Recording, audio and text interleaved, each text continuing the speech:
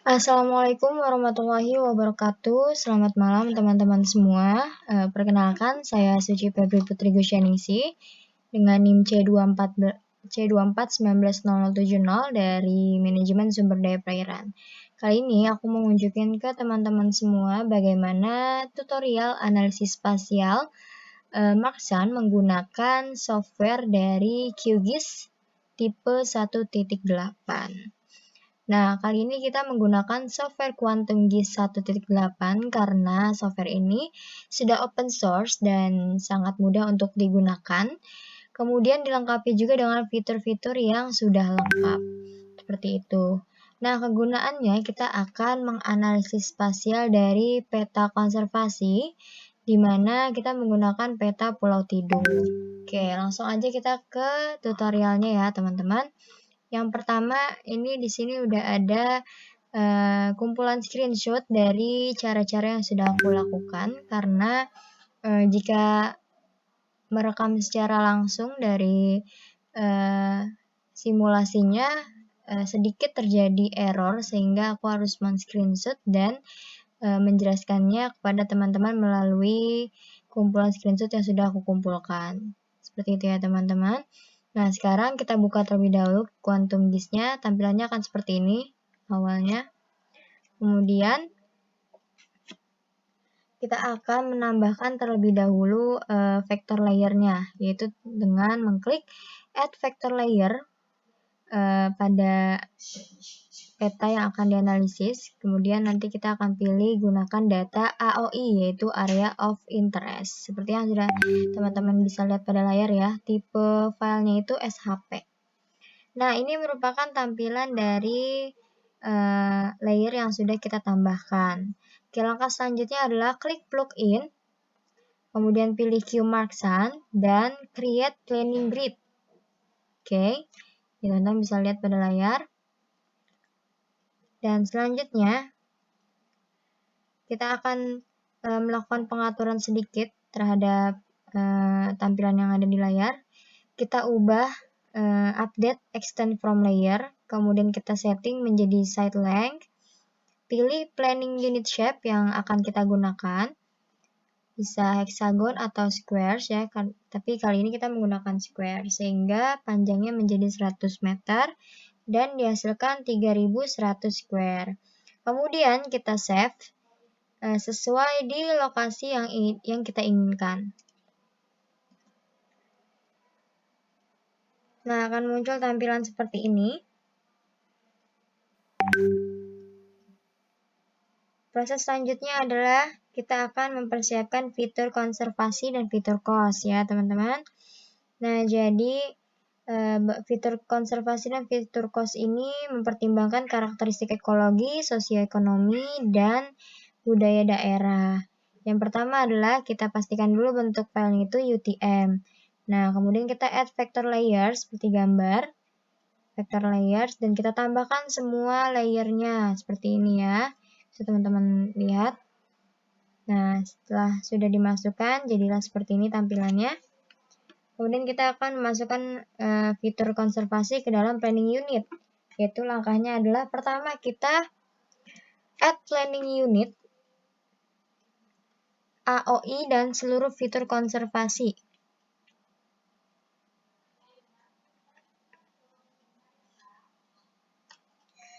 Oke, bisa teman-teman lihat ya.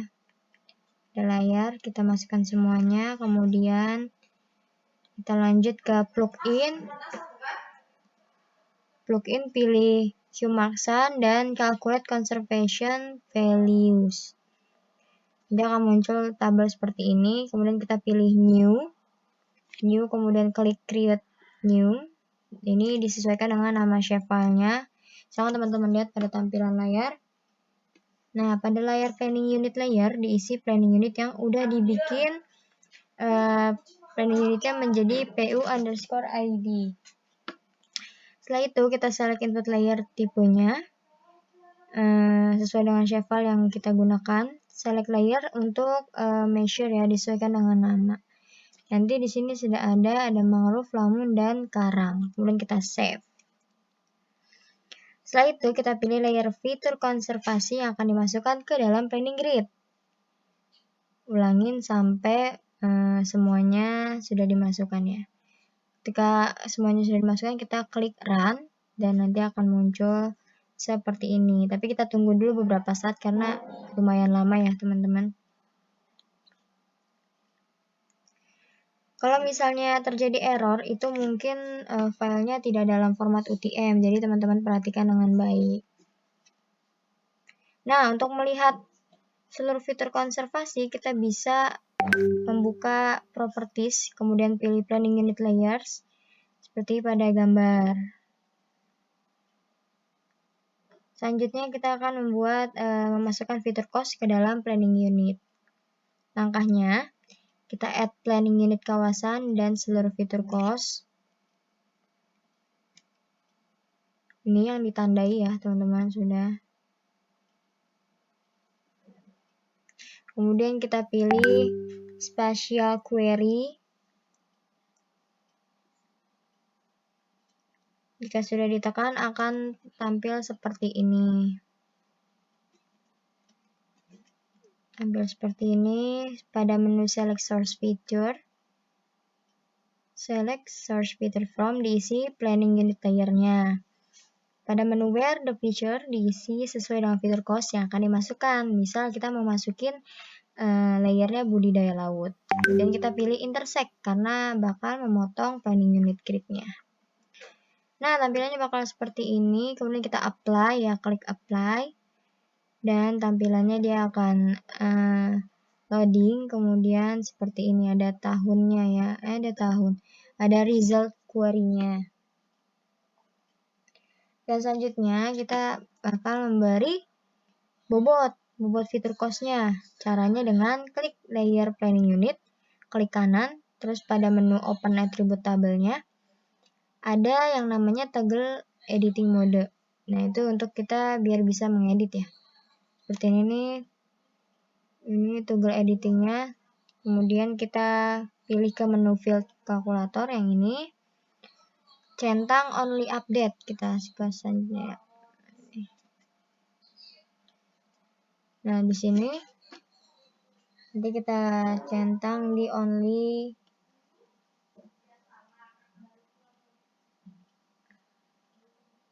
update select features, terus kita pilih update existing file-nya dengan PU status.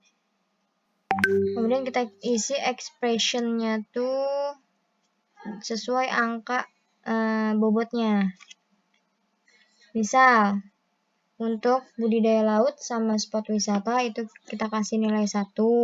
Pemanfaatan umum dan LULC diberi nilai 3 dan konservasi existing diberi nilai 2. Nilai status 0 itu artinya dipertimbangkan untuk dicadangkan. 1 itu dalam proses perhitungan, 2 itu dikunci karena termasuk kawasan lindung, dan 3 itu dikeluarkan dari proses analisa.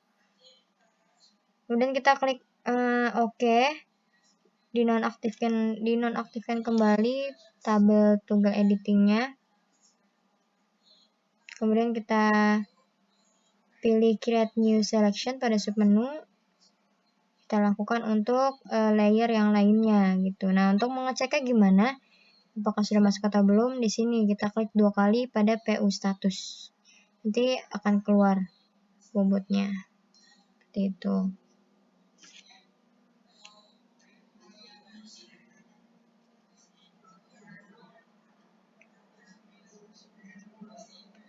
Nah, pada langkah selanjutnya kita akan melakukan interpretasi dari zona cogito ke dalam QGIS.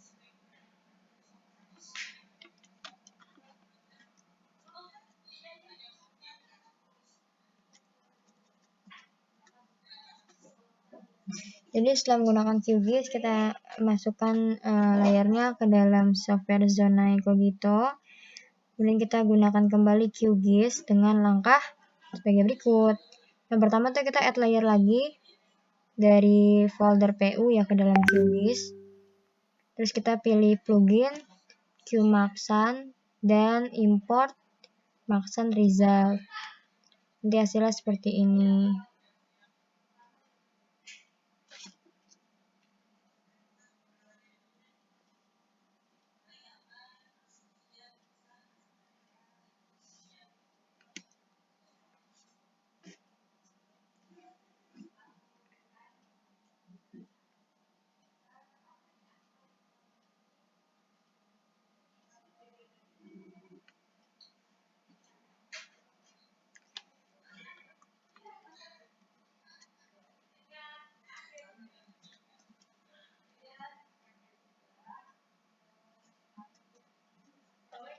Kemudian kita masukkan PU layer tidungnya ke dalam folder yang bernama simulasi 50% di dalam folder PU. Jadi tadi kita sudah membuat folder baru ya teman-teman, itu namanya input, output, dan PU.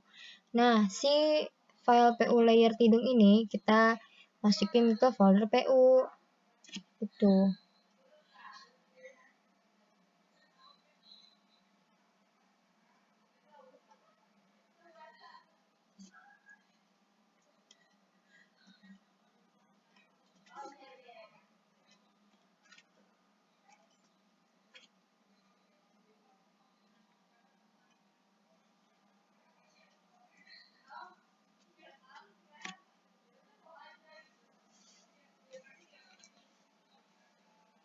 Nanti akan muncul kolom yang ada pilihan select Marksan result file to import.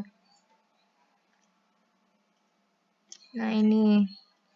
Kemudian kita masukin ke folder output dan pilih filenya itu namanya output underscore base. Terus select result file name, diisi create new.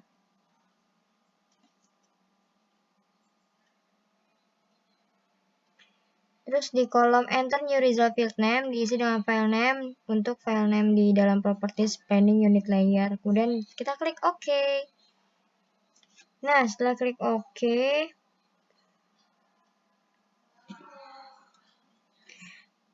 jika teman-teman ingin melihat hasilnya, bisa mengklik kanan pada PU layer, terus pilih properties dan pilih menu style.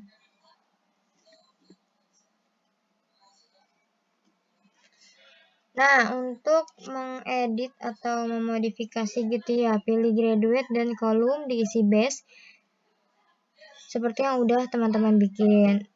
Terserah bikin diberi warna apa aja dan berapa kelas yang mau dibikin, seperti pada layar. Setelah itu, bisa juga nih diambil dari skenario yang lain, misal SSOLN. Nanti hasilnya bakal seperti ini. Nah, selanjutnya kita bakal menginterpretasi hasil Marksan ke dalam bentuk spasial. Jadi nanti hasil akhirnya tuh bakal menjadi peta, teman-teman. Gimana caranya?